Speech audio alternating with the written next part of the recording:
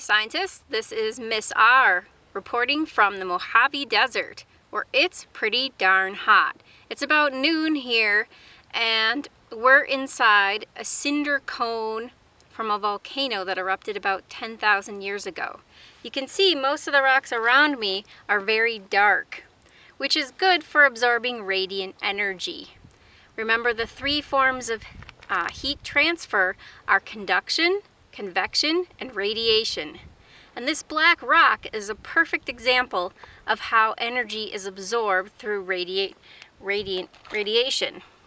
This is an infrared thermometer, and I'm going to take the temperature of this black rock in the sun.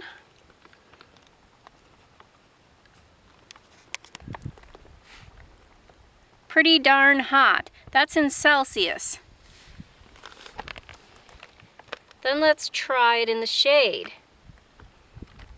Much cooler in the shade, because in the shade the rock isn't absorbing radiant energy. There's about 17 degrees difference between the sun and the shade.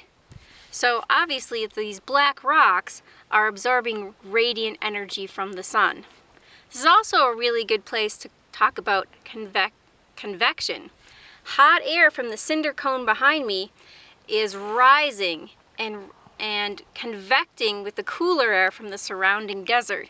You can see the ripples if you stand at a distance.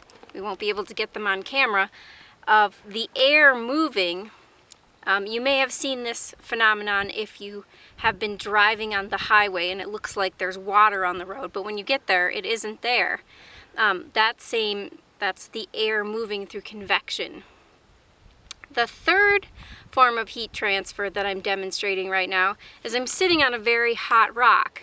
And so the heat from the rock is being conducted into my body because of the very hot, the more heat energy is here in the rock than is in my body, and it feels pretty hot. Remember, conduction is when things are touching and my body is touching the rock. So this is Miss R signing off, talking about heat transfer from the Mojave Desert.